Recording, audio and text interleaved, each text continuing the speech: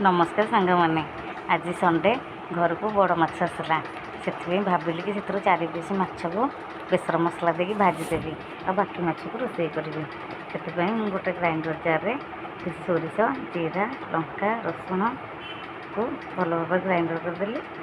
ये देखो माछ को भल भाव परिष्कार कर लेंबू रस लुण हलदी लंका गुंड आ बटा मसला देकी भल भाव गोलैदेली। देखो माछ को भल भाव मैरिनेट करदेली। तापर गोटे कड़ाई तेल गरम करी माछ को पकई भल भाव भाजिली।